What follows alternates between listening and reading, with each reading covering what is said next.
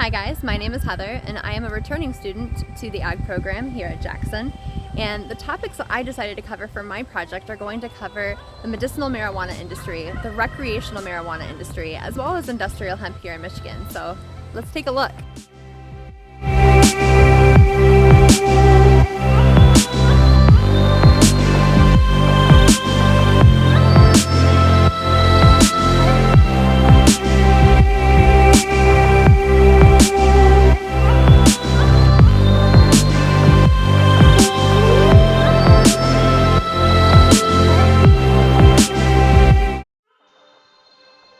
Since 2008, the marijuana industry in Michigan has changed dramatically, and how the industry was before is nothing like what we have come to know today.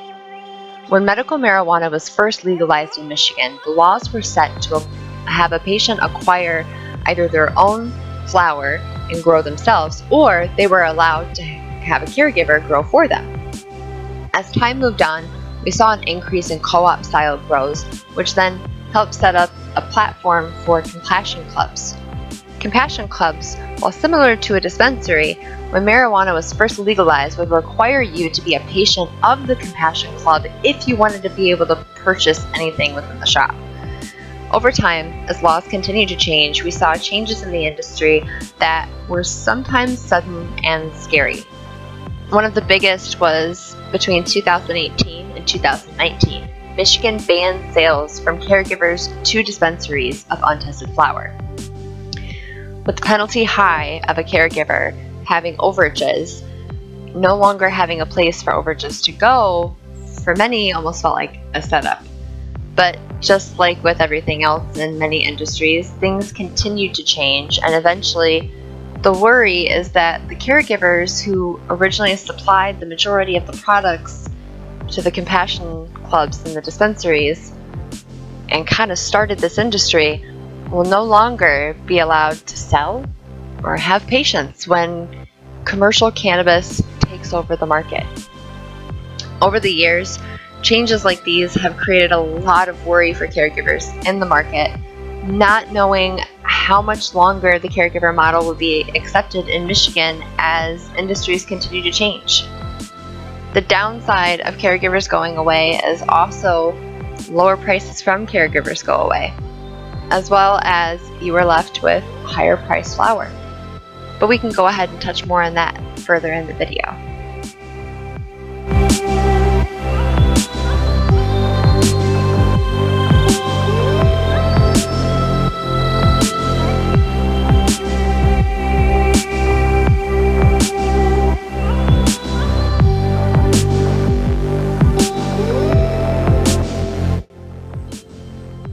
There's a lot of information on the market about these industries, so we'll go ahead and dive in and take a look at all of these markets, their background, what products they have, what financial aspects kind of come along with these, as well as what equipment you might need or what other companies are already in this market already. As we take a look at these, we'll also see what kind of issues cannabis might have when growing and how this can benefit and help the agricultural industry. Let's go see. In 1972, John Lennon and a few others came to Ann Arbor, Michigan to attend a freedom rally for an imprisoned Ann Arbor poet activist, John Schneider, who was in prison for 10 years for 2 joints. 2 months later, in April 1972, the first hash bash was born.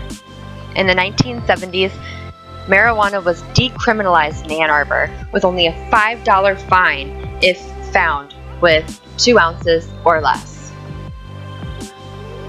One of the hardest parts of the Michigan marijuana industry is trying to transition from a caregiver to a licensed grower. While on these slides I can show you that a lot of the costs and the fees that go along with becoming a licensed grower, the capital requirements to obtain the license are hard to achieve, especially for a caregiver. With some of the industry startup fees ranging from $100,000 to $60,000, setup and investment over $800,000, electricity over $55,000, and other expenses over $70,000, I don't know how many people that just have $1 million sitting in their bank or their back pocket. For many years in the cannabis industry, a very big problem was the fact that marijuana is still federally illegal. Because of that, marijuana facilities have found it difficult to impossible at times with money management, since banks a lot of the times will not allow them to use their services because of the federal aspect of the industry. This leads to issues with high theft of brick and mortar locations because too much cash on hand at all times. When we think of money and capital, this also lies another problem. As a caregiver, with it being federally illegal, you are not allowed to write off any of the expenses from your grow, which also means even if you gain a substantial income from being a caregiver, you legally cannot claim it as a business or write any portion of it off. So as a caregiver trying to step into the legal market, the capital requirement states that no previous capital can be from illegal or caregiver cannabis sales. While some caregivers have been able to find their way into the big industry, not every caregiver has been able to as well. With laws always changing and testing becoming more prevalent in the market, the abundance of goods that we now have available to consume has become abundant.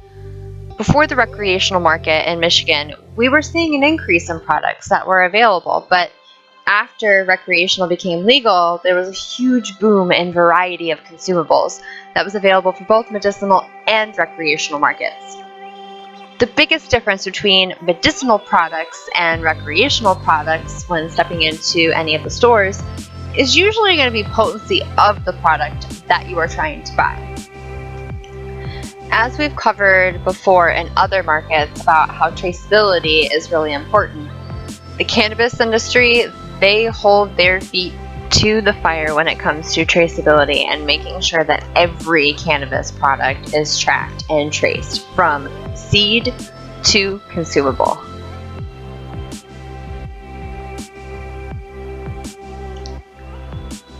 In dispensaries, we can see a variety of products from flower to pre-rolls, vaporizers, waxes, hash, RSO, tincture, gummies, chocolates, and a whole lot more.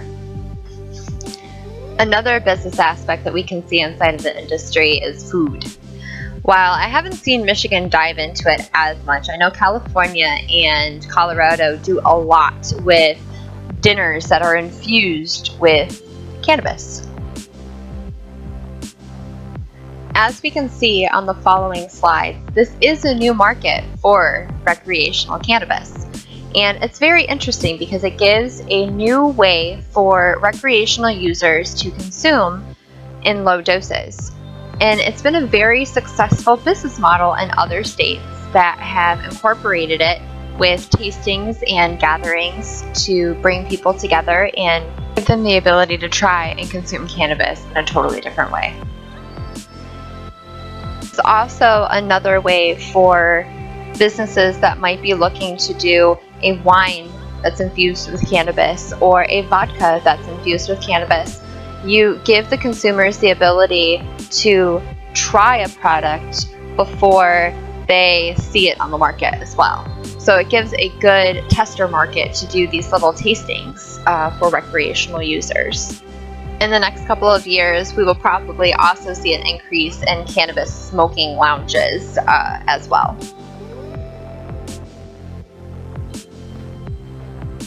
In 2019, a cannabis business convention was held in downtown Detroit at Kobo. The goal of the cannabis convention was to bring together many different people in the industry, between packagers or processors or growers all alike, all together so they could see the changes that were coming within the recreational market for the next couple of years. I myself went as an industry grower with a friend, and it was awesome to see all of the different companies that they could choose from, pamphlets, samples, everything that as a person going into the industry and business would really want to see and have access to. But the one thing that did disappoint me, because there were a lot of caregivers there like myself, was how they made the new recreational market sound so easy. As a caregiver, we have patients that come to us and they get direct sales. They kind of left that out with explaining the recreational market. recreational, you cannot sell to consumers directly. Your product has to go to a processing center, be tested, then packaged, then go to consumers. Just like how we learn about traceability. But if your product doesn't pass, or if you use products that are still left within the bud or the cannabis product, and if it does not test through, you do not get your flower back, and you also do not profit. So for a caregiver, that could be a huge loss. If you invest a lot of money into a business aspect like that, one hit, two hits could completely wipe out a potential business that you put together. This one aspect I really wish would have been included in the conference that we went to. But there are benefits to the recreational market. I just wish it was a little more accessible for those who started the industry in the first place. We have seen a lot of growth and a lot of changes in the cannabis industry since it was born. How the market will change and how it has changed is kind of pushing in the direction of big business kind of taking over. So as we can see, there's a lot of companies that we already have in Michigan that are going strong between medicinal and recreational. They do very well, and they're spread all over Michigan. So really trying to compete with that, especially when there's limitations in certain districts and counties of how many facilities of each kind are even allowed. So it makes it a very hard market to get into unless you've just got that special little oomph that someone else just doesn't have. Over the next few years, we will definitely see the window of opportunity get smaller and smaller. One noticeable one that caregivers have seen is we used to have the ability to submit into cannabis cups as caregivers. But as of recently, we are seeing that a lot of these competitions are now only for large commercial grows. So we don't even have the ability to get our name out there like we would have had the ability to do 8+ years ago. The next thing that I wanted to make sure that I covered was pests and diseases in the cannabis industry. I noticed when we're going over agriculture, we do have a lot of things that are out there that can affect crops. But in my experience, I have never seen a plant that was so susceptible to so much stuff. A lot of things that you can get in our agricultural crops. And in some cases, we actually can have issue with worry about it contaminating, like from an ag crop into a cannabis crop if it's going to cause issues with pests. I'm gonna bring it up again, but because of the federal part of cannabis, they are so strict on what you can and cannot use on marijuana and hemp. I again wish that they were so strict on the foods that we eat too, because there are a lot of things that can affect cannabis, and what you're allowed to use, the list is so small, because even though there's products on the market that we use in the agriculture industry all the time, they test cannabis now. So if it shows up in the plant, they're going to deem it not safe. They don't test our food that we consume the same way and the same rigorous testing that they put cannabis through. In the cannabis industry, you have to be extremely careful with what products you choose and decide to put on your grow, because we've had or seen incidences like a very large grow a few years back that used Eagle 20, which is used in the agriculture industry to help with mites and mildew and other pests. But when burned, it creates a chemical called myclobutanol, which produces toxic hydrogen cyanide gas when burned. So you can't use that with cannabis. So the limitations, the restrictions are definitely there as far as how we can treat and manage problems in the industry. Several years back, I did work with a couple of caregivers, and I do remember a couple of practices that they did that definitely would not be allowed in the market today. The use of neem oil in late flowering stage was something that was very common and recommended, and you can use it in your vegetable garden, but you don't smoke your vegetables. And when you test cannabis that has been sprayed with neem in later flowering stages, it's still there upon testing.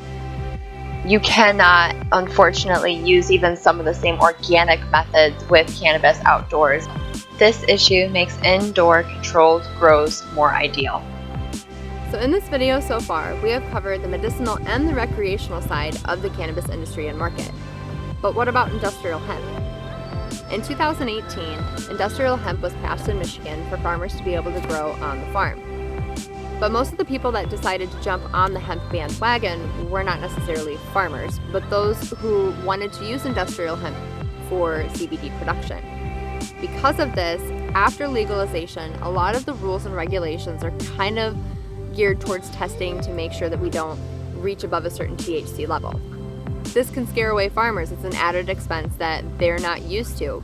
But if we were able to grow it in the fields, not for CBD, but for other really good products that we use hemp for, we could use it as a rotation crop that can improve soil, decrease input, and increase profit to farmers by the end of the year. Let's go ahead and take a look. When Michigan passed the bill to legalize industrial hemp, the majority of the people that applied for the license were growers that intended to grow it for CBD. As we have seen over the past couple of years, CBD has flooded the market and can be even seen in your local gas stations. Because industrial hemp has been farmed similarly to cannabis, it has made it where a crop that could be used to replace several unsustainable current practices is instead predominantly used in a single market. After the legalization of industrial hemp, we saw an increase in requirements for testing. Because of the concern of THC levels being higher than what was allowed for industrial hemp. The cost of testing can add an expense to the grower, and depending on how they are growing it and what they are growing for, it can be a huge chunk of potential profit. Because of this, industrial hemp has been held back in the industry. If we use industrial hemp as a rotation crop, we can get 4 times the amount of biomass replacing it with corn. We can get 4 times the amount of biomass that we currently get with cotton. We can make more sustainable plastics. We can make building materials that are not only reusable, unlike concrete, but also mold resistant and help maintain thermal properties within a building. While these are just a fraction of the options that we have with incorporating hemp into our fields, and we have industrial hemp varieties that are less susceptible to some of the issues that we do see in marijuana. Some research has indicated that using industrial hemp in our crop rotations can improve soil quality and decrease pests in an area while also increasing potential profit for a season. We have equipment on the market for precision planting and harvesting. With so much potential on a product, it is sad to see it held back in one single market when it could be something that takes a struggling farmer out of debt.